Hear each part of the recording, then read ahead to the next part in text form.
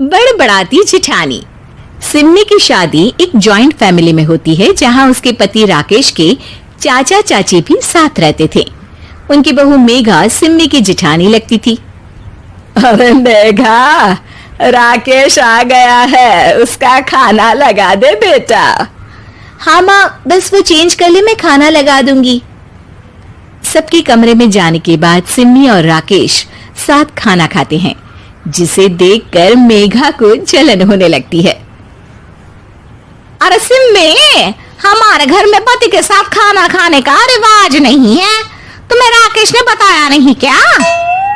सिम्मी मुस्कुराकर वहां से चली जाती है कि मेघा सिम्मी की सास के पास जाती है।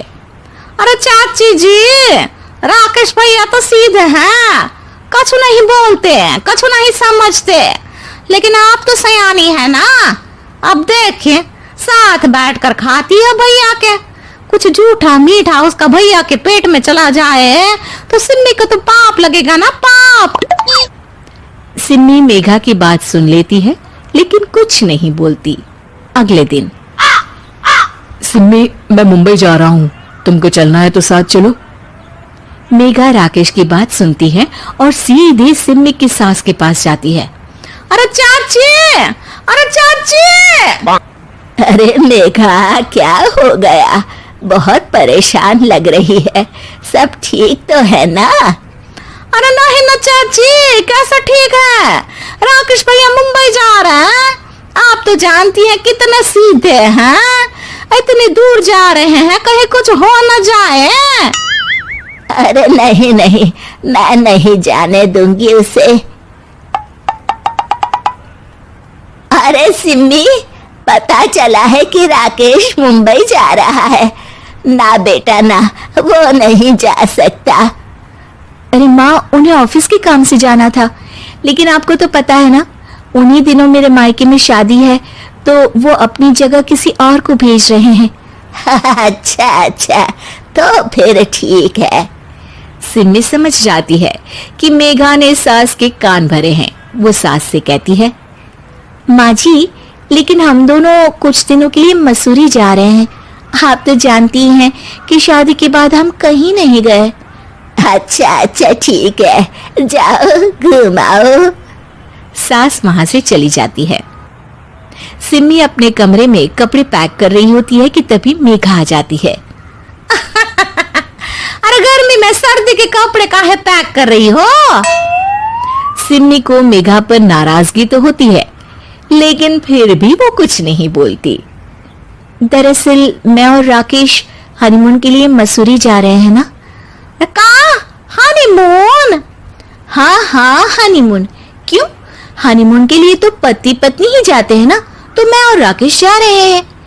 मेघा भागकर सिम्मी की सास के पास जाती है।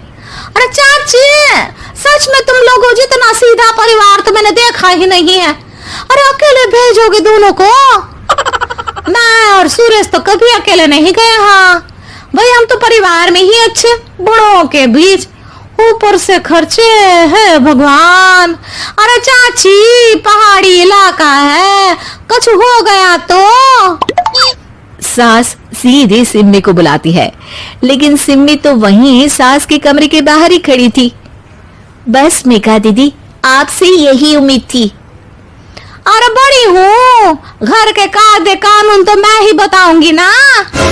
अरे तो अपने घर में रखिए ना सारे कायदे कानून। आपकी सास खुद खाना बनाती है, क्योंकि आप यहाँ आकर मेरी सास के कान भरती हैं। आपका पति हमेशा खुद खाना लेकर खाते हैं, क्योंकि आप मेरे घर में ये देखने के लिए बैठी रहती हैं कि मैंने और राकेश ने साथ खाना खाया तो खाया कैसे।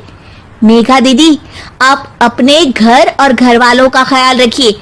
मेरे घर में ज्यादा घुसने की जरूरत नहीं है, और हाँ, मैं अपने सास और पति को संभाल लूंगी। मेघा चिल्लाती हुई वहां से चली जाती है, जिसकी आवाज सुनकर राकेश वहां आ जाता है। सिम्मी, मैंने तो तुम्हें पहले ही अपने घर का माहौल बता दिया था।